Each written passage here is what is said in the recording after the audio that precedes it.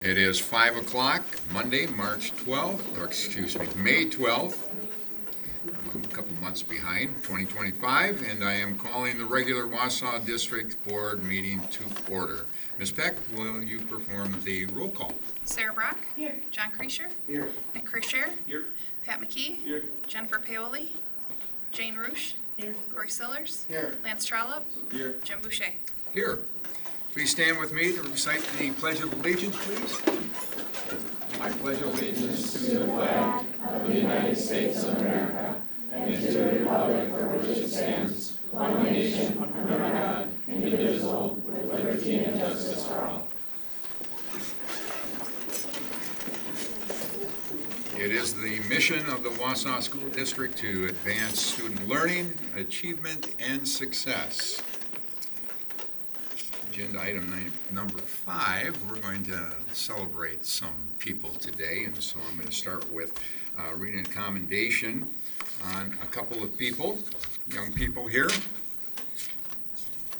And I'll start off with that first. Whereas the Board of Education of the Wausau School District encourages employees, students, and patrons to participate in activities which will bring honor and esteem to themselves and to the Wausau School District. And whereas Matthias Clemens, sophomore at Wausau East High School, whereas Emily Johns, sophomore at Wausau West High School, are recognized for their outstanding work as student representatives on the Wausau School District Activities Code Review Committee. And whereas the Board of Education deems that this accomplishment is meritorious and worthy of praise and commendation, therefore be it resolved by the Board of Education of the Wausau School District to publicly recognize said action and render it permanently to its minutes to be preserved for public posterity. Adopted this 12th day of May, 2025. I'm seeking a motion to identify the resolution of commendation. Second. We have a second. All in favor? Aye. Opposed? Motion carries. And it is at this time, I'd like to call the two up. That would be Matthias and Emily. We'd like to recognize you.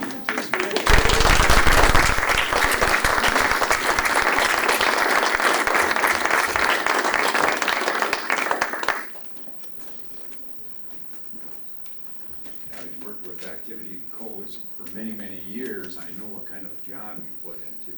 That is a lot of work for young people to work on those types of things and have that kind of trust by the administration. So congratulations. And I'm going to just take these. Thank you for putting them on. I'm going to get here. Go that way. Yes. Take a picture as I hand one. Yeah, exactly. Let me see, make sure I have this from Matthias. And let's look into the canvas. Now you have that one. Now we're going to get a better one because I won't be in the middle on that one, crossing over.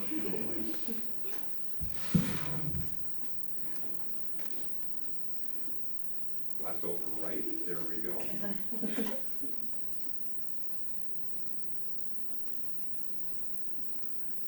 Well done. Thank you very much.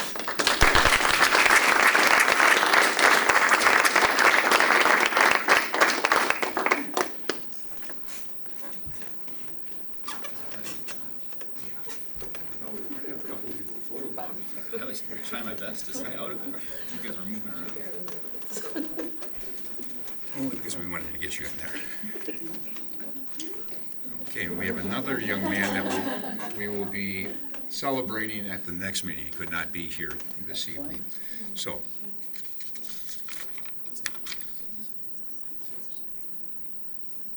all right, continuing celebrating. We're going to bring up an agenda item 8 here. G.D. Jones Principal Kyle Sackett will share a brief presentation on the great things happening at G.D. Jones Elementary. So welcome and thank you for bringing some of your students. we thought about bringing them all, but I don't think we'd all fit in the room, so. It was a good thought.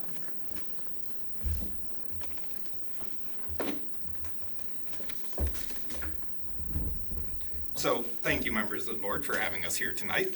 For those I have not officially met, I'm Kyle Sackett, principal at G.D. Jones Elementary. With me tonight, we have Juliana and Killian, two of our wonderful fourth grade students.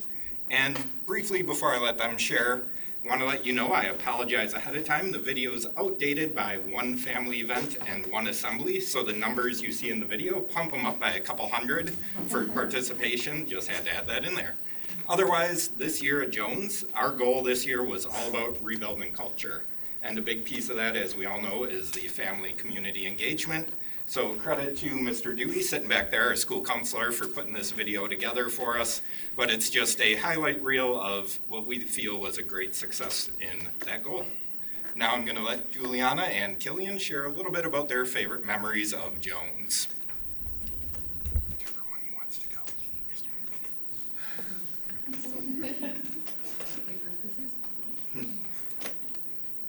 You can pull out your notes if you need to. No one's going to judge you.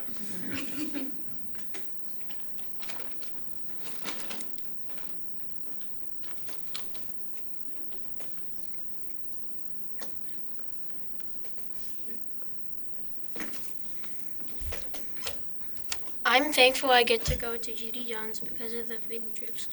Like when we went to the drum show at the Grand Theater, or track, or the school forest. Like those were fun field trips that we got to go to.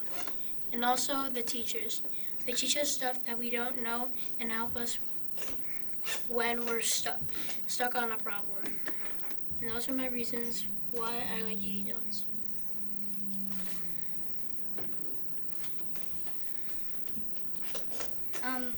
Hi, my name is Juliana, and I would just like to start off with why I'm grateful for G.D. Jones. There are so many amazing students, and they are very kind, same with the teachers, and there are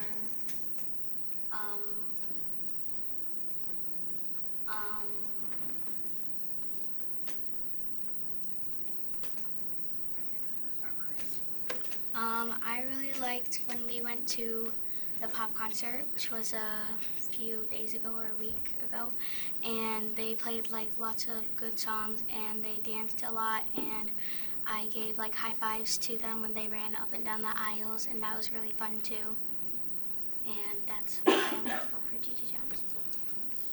So we'll let the video do the rest of the speaking for us.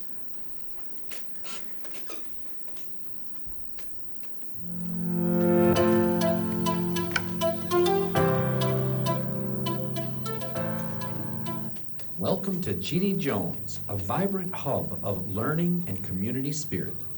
From the very beginning of the year, our school open house set the stage for a year of collaboration with seamless administrative processes, ensuring a smooth start for every student.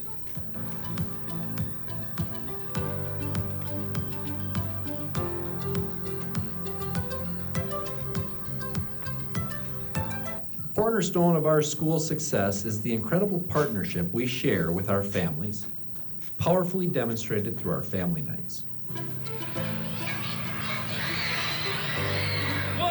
2, 3. Yes, we do. Throughout the year, these engaging evenings drew a remarkable 1,464 participants, students and family members alike. This consistent and enthusiastic involvement underscores the strong bonds that connect our school and home, creating a supportive ecosystem for our students' growth.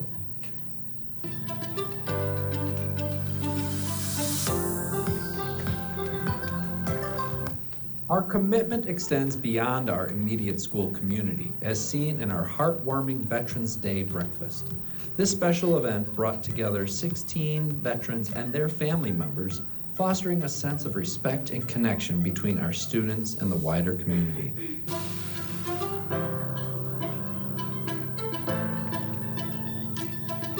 The collective impact of our engagement initiatives throughout the year is truly inspiring. The impressive total participation in family nights, the strong parental support at Leader in Me assemblies, the dedicated involvement in parent-teacher conferences, and so much more.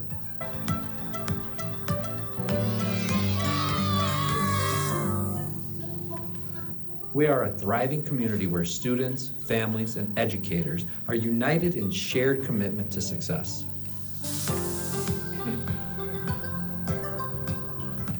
Our commitment to nurturing student leadership is evident in our Leader in Me assemblies, where we celebrate the development of crucial life skills.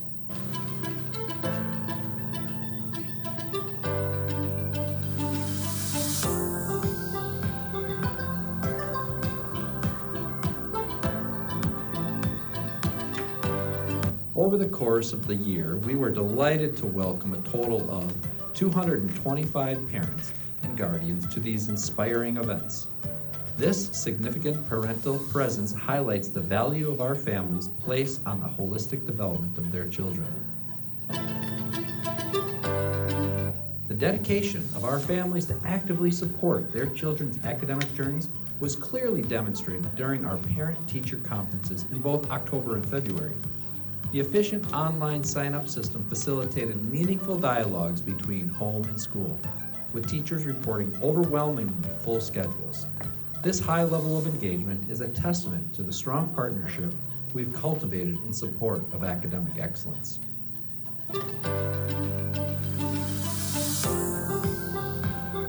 A true celebration of our students' talents and the strength of our community spirit was the G.D. Jones Spring Concert. Achieving an outstanding 85% attendance rate, the highest in recent history, speaks volumes about the pride our families have in their children's achievement in vibrant arts and cultures we champion.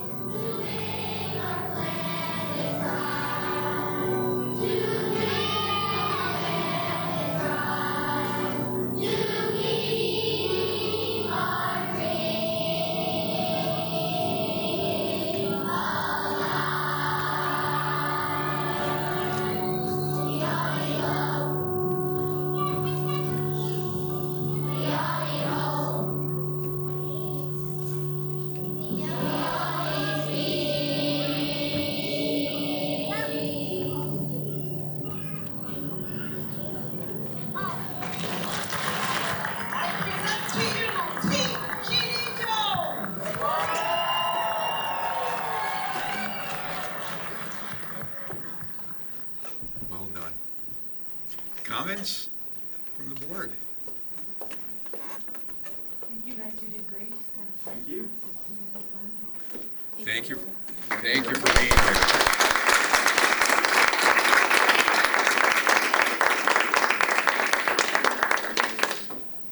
A general comment about having all the schools come in to our meetings like this is a benefit to the board members for us to be able to see what's going on at elementary schools, middle schools, high schools. So we greatly appreciate having these presentations, so thank you very much.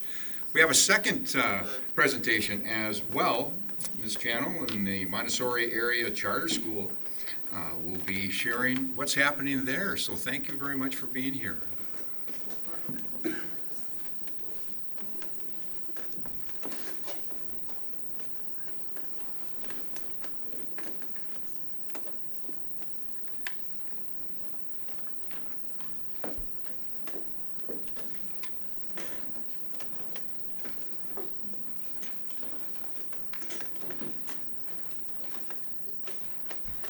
Good evening, school board members. Thank you for having us. I'm Elizabeth Channel, for those of you that have not met me yet. I am the principal of our Montessori Charter School, and I'm very pleased to have students representing our Parliament, MMUN, and our adolescent community to talk with you this evening. Today, we get to talk about our wonderful school, Wausau Area Montessori Charter School. 19 years ago, our Wausau Area Montessori Charter School was founded by a group of parents passionate about Montessori education for children. Our hands-on approach is a great way to learn the core subject areas that are linked with 21st century skills. With a vision of serving students in central Wisconsin, our school has continued to grow and flourish with the dedication of our staff, family, and students.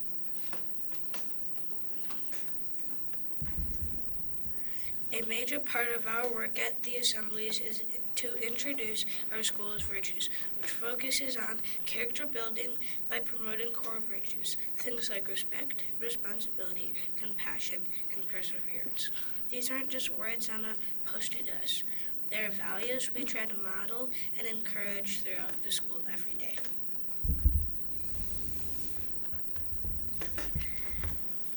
We serve as representatives of the Parliament, one of our school's student leadership teams. If you did not know, our school mascot is an owl, and a group of owls is called a parliament. The Parliament exists to be a voice for the student body and a bridge between students and staff. Our group consists of 3rd, 4th, and 5th graders. We have weekly meetings with Miss Jones, an E1 guide. We take pride in leading school-wide assemblies and helping create a sense of unity across all grade levels. We collaborate on what we would like to present at the assemblies and brainstorm ideas to help guide our peers in learning and modeling what we present.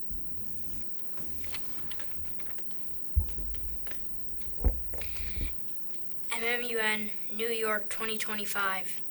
This year I was fortunate enough to attend Montessori Model United Nations Conference in New York City. It was not a vacation, but rather an exercise in practical life.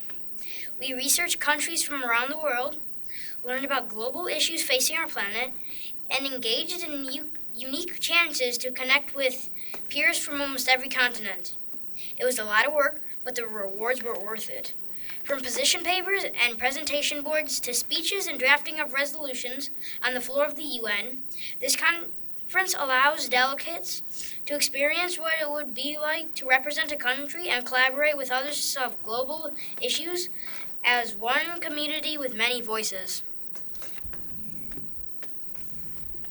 In 2024, our school began our adolescent community with a vision of applied learning following the Montessori methods and an emphasis leveraging the resources available in the community as part of our learning environment.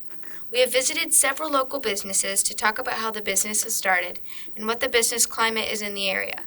By working with organizations such as the Chamber of Commerce, county government, local tribes, and senior communities, learners in the adolescent community have gained a broader understanding of our area and its culture. Using the principle of personal, family, community, region, nation, then global, we are learning the impact of our decisions on ourselves and those around us. All right, thank you very much.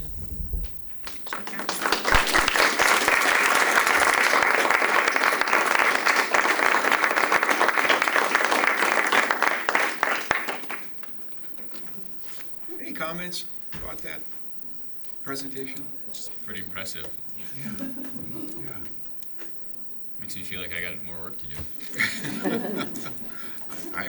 I'm very impressed with the fact that Ms. Channel, the Model UN, and having students getting involved with that organization is a tremendous thing at the grade level that they're starting already. So very impressed. Thank you. Yes, our 5th through 8th graders have that opportunity as a culminating event, and it is a lot of work. They do a lot of work from September until we travel in February, and it is totally worth it to see the change of children as they come back from that experience. Yeah. We could talk more about that one. I'm just excited about that idea of having that club at the Montessori, so congratulations. Thank you. We're going to continue on with our meeting here. Agenda item number 10, public and student comment. We'll wait to see if we have anyone that is presenting to us. There is none. Okay, thank you very much.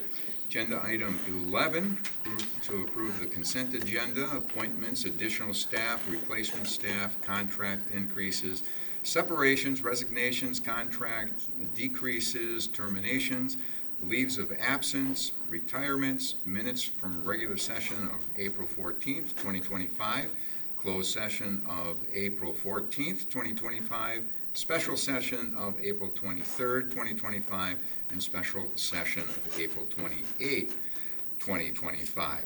Payment of bills, budget status, and investment report, along with donations to the district.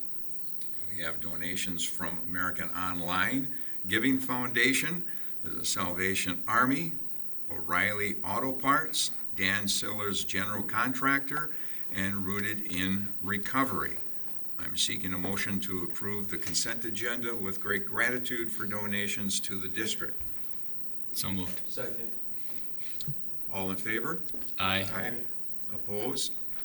I'll abstain because I'm on the donation list. Thank you very much. What, are you gonna take it back? For some reason, I had a thought that that might happen. All right. There you go. Agenda item number 12, old and recurring business, Education and Operations Committee meeting of 2025 Budget Reconciliation Plan. I believe, is there anything to add to that? Just that we continue to work on it. Okay, thank you. At the April Education Operations Committee meeting, Tabitha Gundrum and Josh Dragut presented a budget and reconciliation plan for budgeting purposes only. I'm seeking a motion to approve the budget reconciliation plan as presented for budget development purposes only. Second. Questions? All in favor? Aye. Opposed? Abstain. Abstention accepted. Motion carries. Thank you very much. Agenda item 13, new business. Ms. Gundrum will present a list of teacher contracts to approve for the 2025-2026 school year, I believe. There we go. Good evening. Before you is a list of all of the teachers that are slated to roll forward into contracts for the 25-26 school year. You will note that the title of it was changed this afternoon to be updated because there were 2 resignations that came in that you just acted on the consent agenda. So we did pull those names from the list, but that was the only change to what we had uploaded last week. So this is an annual process that the statute requires to be completed prior to May 15th. So that's why we're here. Okay, what I will do is I'm seeking a motion to approve the, I'm seeking a motion to approve the list of teacher contracts for 2025-2026 as presented. So moved. Seconded. Questions for Ms. Gundrum? What would be any reason of not approving the list? They come into the board, what's the reason for the board to say no? What would be the reason? I would tell you that it's more statutorily just a procedural thing. In order for somebody not to roll forward a contract by this point in time, we would have needed to go through a non-renewal process, and that first would have had to be acted on probably 2 meetings ago, and then tonight would have been a final notice of non-renewal action, but we did not have any of those this year. Like performance? So, or yes, something? Okay. correct. Okay. Yeah. Question? All in favor? Aye. Opposed? Abstain. Abstention identified. Motion carries. Thank you very much. Agenda item 13B, CISA 10 secondary assessment. CISA 10 will present the findings from their secondary building assessment. And I will turn it over to you two gentlemen.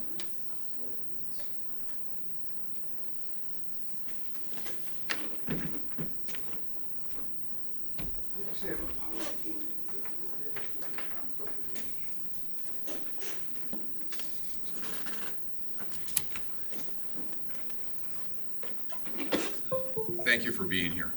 Thank you. Thanks for having us.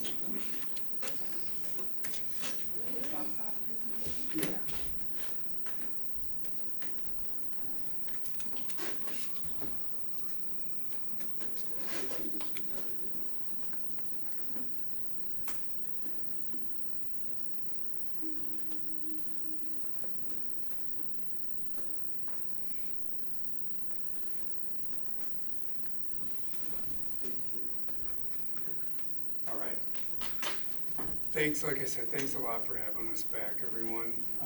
My name's Nate Carell, I'm with CISA 10, John Burgett, my counterpart here. We're here to present the findings of the secondary school audit. And as you recall, we were here December, I think, presented the elementary school audit findings. You had some bigger fish to fry at the moment, and you guys successfully went through that process. So we'll get to it. Got some background on CISA 10. Just briefly want to go through, I don't know if you're able to see what I'm seeing or not. Sorry about that. Oh, great, you are, perfect. That's why we're looking down. Yeah, I understand, yeah. So I just want to briefly go through the format of the audit, very similar to what you saw previously. We go through each school and identify what we call FIMS, facility improvement measures, assign a cost to them, describe the recommended remedy of the issue. The formatting, again, of the report, after you get through some of the more major FIMS in the secondary schools, each school is then set up with its own strategic plan, which gives you a breakdown of the 1 to 2, 3 to 5, and 5 to 10 year priorities. This is an example of Horace Mann, but you'll see that in the overall large study. Before I move on, I just wanted to bring your attention, I don't know if you've all had time to review the audit at all, but at the very bottom, we have each individual FIM listed out with its description, so you can see as much detail as you want. I'm sure I'll be talking fairly fast when we go through this. We really hope to have questions. If you have any questions on what you've seen or what I've said, please ask them. This would be the bread and butter of the secondary school audit and gives you a snapshot of each school by year category and total. Next slide, we put the district entirety together so you can see the big picture of the whole district. But it turns out at the secondary level, you have approximately the same amount of deferred maintenance as you do in your elementary schools. Many more elementary schools, however, square footage of the 4 primary or secondary schools is roughly a million square foot, a little over a million, and total square footage of your 13 elementary schools was 750. So more square footage, roughly the same cost. Again, auditing these facilities, you have great facilities, you just have some deferred maintenance to take care of.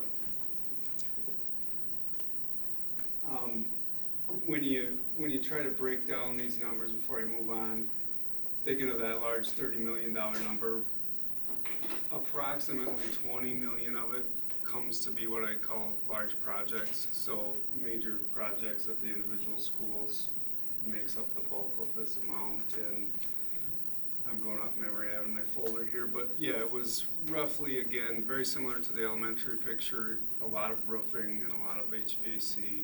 So you had 8 million in roofing across the 4 schools and almost 8 million, 7 million, I think, for mechanical. Those were the bigger dollar numbers. Next slide puts the two together for a total district picture. I think key points here, and again, I made some disclaimers there about the schools that are closing. That takes 4 million off the elementary picture.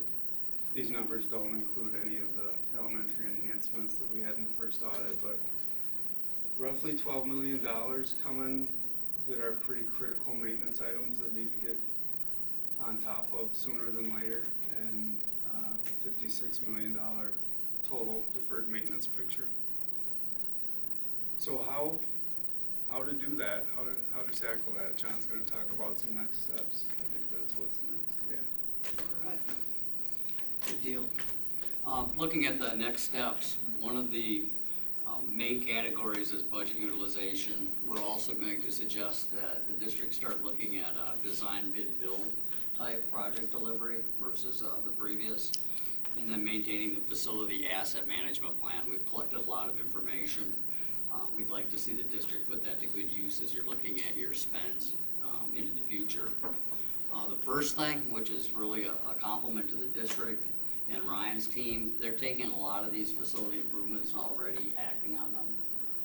A lot of what's being done this summer and what Ryan is putting out in his long plan is addressing some of these deferred maintenance items. The prioritization, of course, is very important with that as well. Can you do the slide for me? A few things that I just want to cover in a bit of detail, and again, I apologize if it's redundant with some of your other conversations. But the first thing is, do not wait. One of the mistakes that we see very common within school districts is you'll be looking for certain major timelines. I know you've been working on the consolidation transition, you've been working on referendum, you've been working on, I'm sure, a lot of other grant funding type applications. With maintenance and knowing that there's deferred maintenance, we don't want the district to lose even a summer of projects. Again, you've got to manage what you can afford and manage what you can staff, but it's very important to act on those projects. And we're saying don't wait.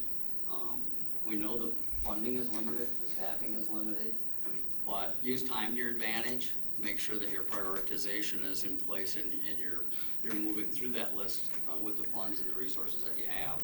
Can I ask one question about that? Just out of curiosity. So the referendum obviously did not pass that we had put forth in April. How or could you help us translate that do not wait into what it would cost us down the road to wait? Like a factor for inflation, a factor for well, I guess materials and labor and all that would be under inflation. What's that? Failure of HVAC equipment. Yeah, failure of things, because I think... The answer, again, I'm sure we'll get really detailed, but yes. And one of the things that we've been asked to do is to look at a forecast, a spend forecast model. And it's something that we're going to bring back to administration to take a look at. Okay.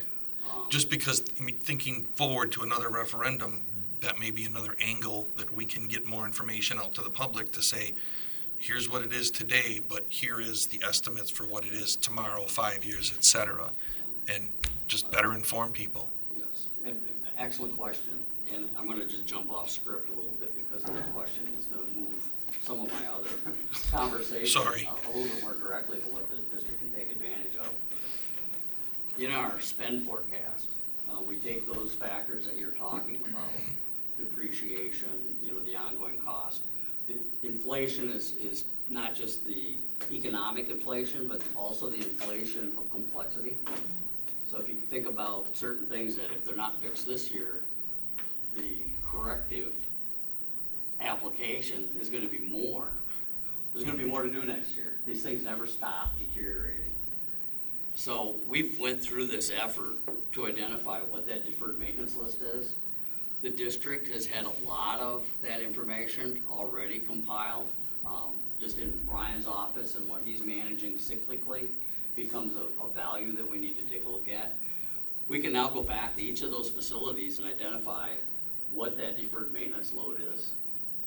Okay. And again, we have to put some criteria in place. We'll do an estimate on inflation. We'll do an estimate on the depreciation of those FIMs that we're holding. But we can run that out in a projection. Okay. We did that just to see where we were at. And again, this district is really a nice size because of the mix of elementaries and secondary schools. We did that just for ourselves to come up with an example for the elementaries. And what that schedule shows is what would it cost per year to have an 11-year payback or eliminate your deferred maintenance. You would still have the ongoing depreciation each year for all that asset value that you have. We did it at 7 years, we did it at 5 years, we did it at 3 years. And this was just the elementaries. Mm-hmm. We also took those elementaries that were identified to be consolidated to show you what the buyback is in not having to spend on those square feet or taking that load every year of that depreciation. Just to give a working example, and again, we're going to bring that back. Okay. Because I mean, just rough math, right? $60 million between elementary and secondary, with our $1 million a year capital spend. I mean, 2085 before we hit everything. What we're really, and again, you're helping me with this. I think it's more practical what you're saying or asking. Putting this all together is really what we want you to do, is to identify what that value is and how do I get out of that hole and how long is it gonna take? So we put the plan together, nobody's able to say, okay, we're gonna go 7 years and boom, boom, boom, we got all the funding and here we go. Right. You have to make those adjustments each year to manage that facilities management asset plan. And that's what we think you should do. Okay. You can come back as a group a year from now, 2 years from now, 5 years from now and say, how did we do? Because you're essentially benchmarking that deferred maintenance inside of your facility assets. And to help you manage that, a benchmark is gonna really be nice to look over your shoulder and say, what did we get for that $5 million? What did we get for finally doing the roofs?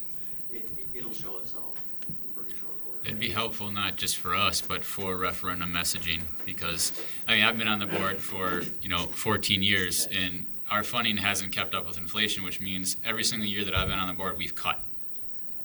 So if anyone asks, why do you have all this deferred maintenance? Because we didn't have, not only did we not have extra to spend on some stuff that needed, we had to cut every single year.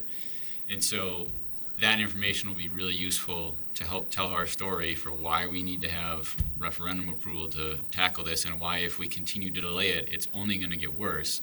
Eventually the taxpayers are going to have, cause eventually a roof's going to literally fail and you're not going to have any choice, and then it's going to be more expensive, or the HVAC's going to go down, or whatever it might be. And so eventually it's going to have to happen. It's just going to get more and more expensive. I think that would be a really powerful message.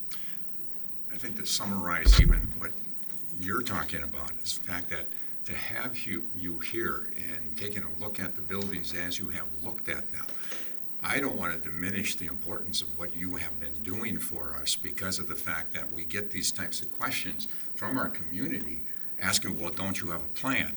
What's it going to cost you?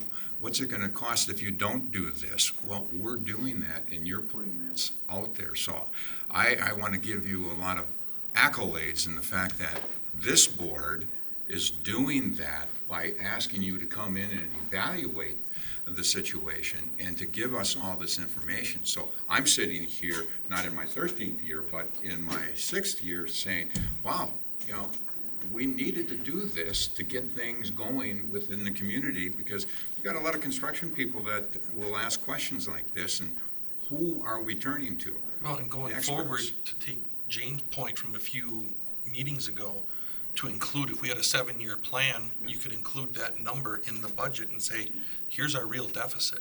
Right. And instead of hiding it or shielding the community from it, not hiding it, but we've always tried to lessen the message, to the community. I think it's time to be real, and keep those numbers out in front. Exactly. To add to that, we also want to go back and be able to show how well you've invested those few dollars you have. So again, this do not wait, do not rush, plan, make sure you got things going.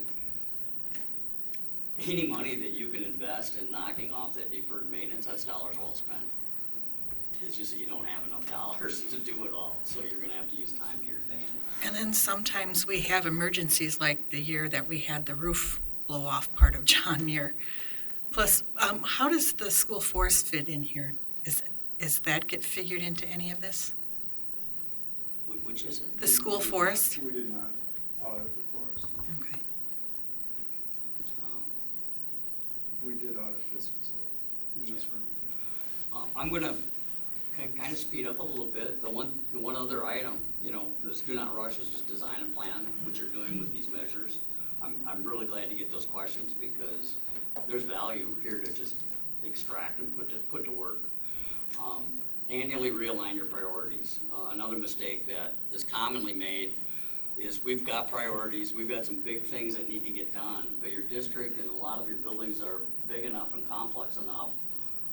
You can't look at just one priority. You can't just look at your roof and say that's our number one priority. You also have to look at the walls underneath it that might not be as big a priority, but to really do the roof right, you really have to think about both of them. And maybe you can't do both of them, but you need to take a piece and make sure that between those two it's done right. The same thing happens with your mechanicals. And You know, the common things that we see facing you right now, the consolidation transition's a biggie. It's huge. You should be congratulated for doing that. Districts that aren't considering that and they're in the same situation that you're in are making a big mistake. And it doesn't take you long to find examples of people that waited too long. And there's also more people jumping in saying we got the same issue. So that's a big step forward. But looking at building envelope, the outside of your building, roofs, walls, those things, that's a very common issue across the district. And then your heating, ventilating, and air conditioning systems.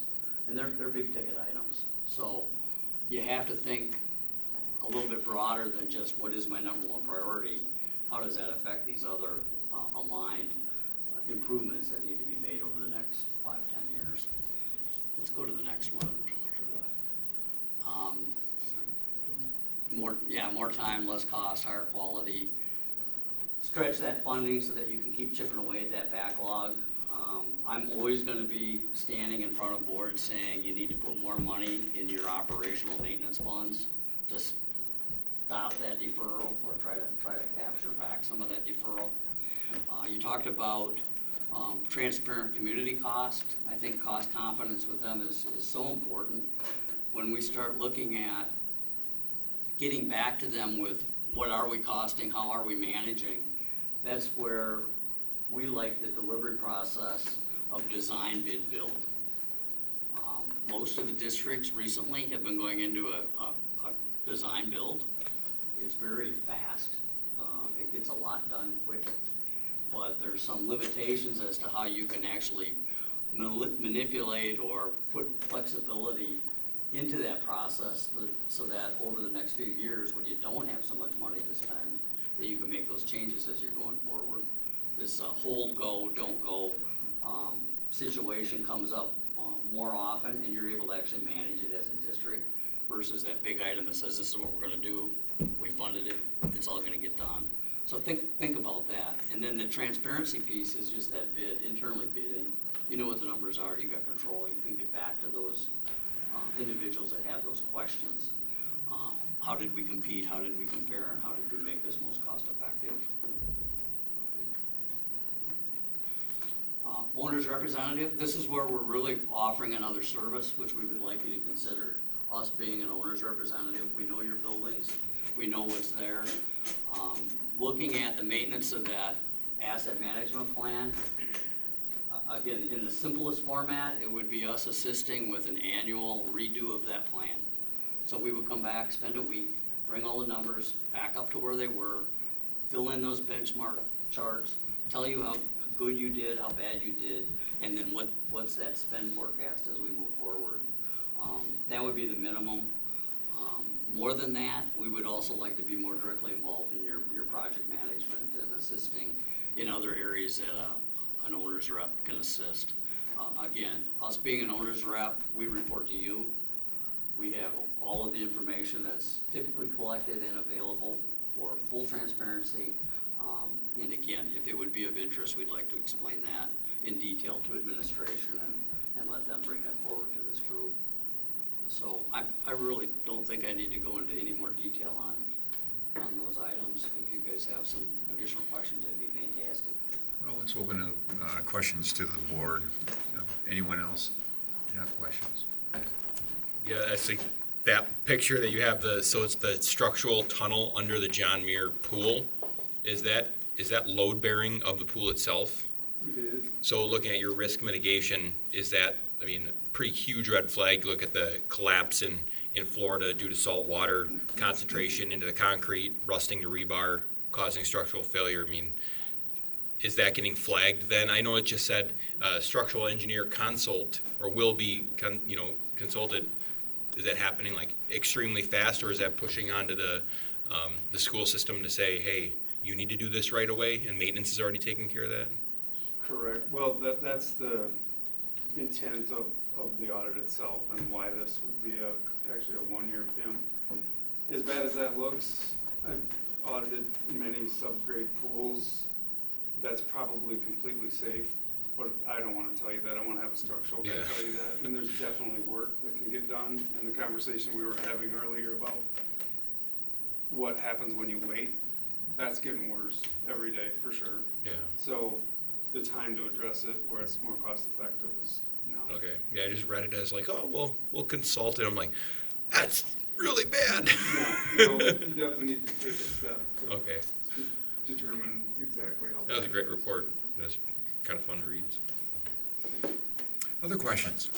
If not, thank you. Thank you. Greatly appreciated. I look forward to following up and seeing what you have for us down the road too. Thank you. Agenda item 13C1, we've got Education Operations Committee meeting. At the April Education Operations Committee meeting, Josh Wood presented an updated UHT plan based on elementary attendance zone changes. Anything to add or not? No, okay. Okay. I am seeking a motion to approve the elementary and secondary UHT zone plans as presented. So moved. Second. All in favor? Aye. Opposed? Motion carries. Thank you. Agenda item 13C2, resolution authorizing the transfer of funds, the establishment of an escrow account with respect to and the defeasance of certain of the general obligation school building and faculty facility improvement bonds, Series 2022, dated July 6, 2022. Anything to add? No, we do have PMA on the phone, or on the meeting, if you have any additional questions. Okay. I presume there are no questions? Okay. At the April Education Operations Committee meeting, continuing on, Josh. We need a motion on that one, though. No, we did that one. Continue. I'm seeking a motion to approve the resolution authorizing the transfer of funds, the establishment of the escrow account with respect to and the defeasance of certain of the general obligation school building and facility improvement bonds, Series 2022, dated July 6, 2022. So moved. All in favor? Aye. Opposed? Motion carries. Thank you. 13C3, health insurance. At the April Education and Operations Committee meeting, Josh Butte and John Priest from M3 presented a proposed plan, premium, and third-party administrator changes for adoption by the board. Anything to add? Yeah, John, Okay. I'll come up.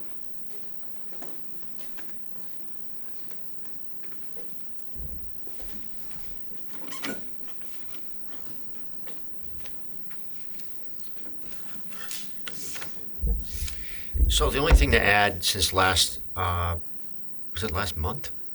Last week, I think it was, last time we met, is that the two organizations administer the out-of-pocket maximum slightly different. I want to make sure that everyone is aware of that. After employees satisfy their deductible and out-of-pocket max, co-pays currently keep going towards a second out-of-pocket max. And UMR doesn't administer it that way. A lot of employers don't. So there'll be a moratorium for employees between now and January on the second out-of-pocket max as it relates to these co-pays. The co-pays will just go towards the out-of-pocket max on the high deductible health plan. Once they satisfy their out-of-pocket max, it will not go towards a second out-of-pocket max, since UMR doesn't administer it that way. It's actually an advantage for the employees and something that we need to monitor for the district between now and January, and then in January, it would be looked at again. So that is a difference. It's something that they administer. So, but it doesn't, as I said earlier, it doesn't impact employees. Very confusing out-of-pocket max arrangement, by the way. I think it's good to clean that up.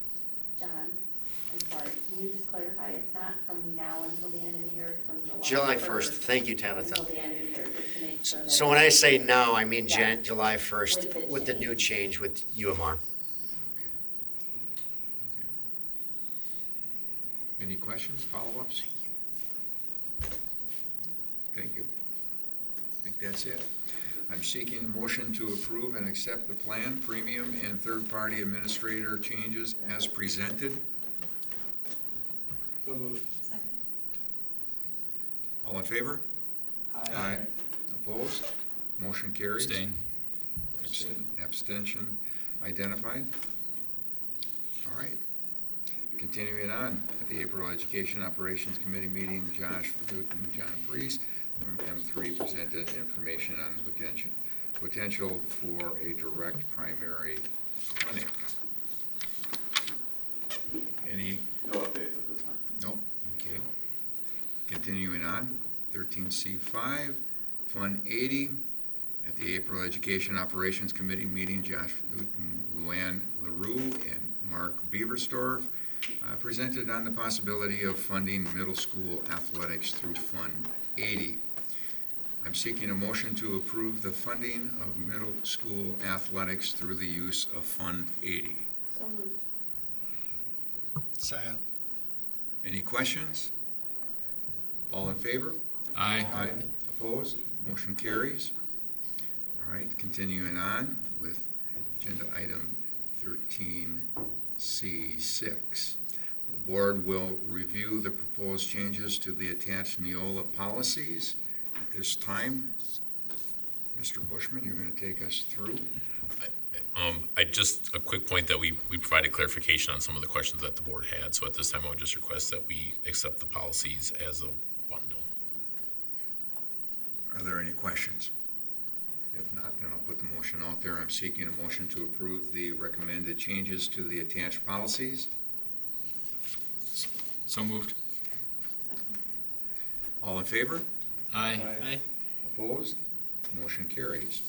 Agenda item 14, board member professional growth and development report. I would ask if anybody has anything to add at this point in time this month. Nothing? I do not either, so I will continue. Agenda item 14B, Mr. Sillers, do you have anything from legislation? Just that I attended the hearing at NTC along with Josh Fagut. Josh made some points to the committee. We waited about 3 hours for our 2 minutes worth of time. Exciting. Many of the exact same topics over and over expressed by people from around the region. And last week, Joint Finance has moved into their, we'll call small group sessions to begin discussing individual items and voting on what they are going to include in the budget proposal. So that's it for now. Thank you. It sounds like it was a very interesting time in the gathering. It is. I think you gotta be a little bit of a legislative junkie to like listening to all of and watch the theatrics and the drama that each of the presenters, comes up with in each of the groups, and so it's definitely interesting if you want to spend 3 hours at something. Yeah. Someday we will all experience that at one time or another. Thank you. Greatly appreciate that. All right. Any additional items from Mr. Bushman? Yeah, just a piece of sad news. As I think most of us are aware, we lost one of our district students last night in a swimming accident. A 16-year-old had passed away. I just ask that we send our thoughts and prayers to his family on this difficult time. On a more positive news, we did celebrate our 25-year celebration and retirement banquet last Wednesday. For our teachers who are retiring and have been in the district for a while, thank you to them for their commitment to the district, to all the teachers and staff. Also, some good news was scholarship night occurred that night as well over at Wausau East. Wausau East brought in approximately $300,000 in scholarships for the students there. So a huge shout out to our community for the generosity that they give towards our students. West will have their scholarship night this Wednesday. And the last piece of information is this is an exciting and crazy busy time of the year for districts. It's the culmination of all the work that we put in with graduations. So we already have EEA and WAVE will be graduating next Wednesday and Thursday night. So graduation season is beginning. So extremely busy, but very rewarding. Thank you. Greatly appreciate that. I would like to reference the written board member liaison district activity report and ask that this report be entered into the official record. Thank you very much. And with that, I'm seeking a motion to adjourn. Second. Okay, all in favor? Aye.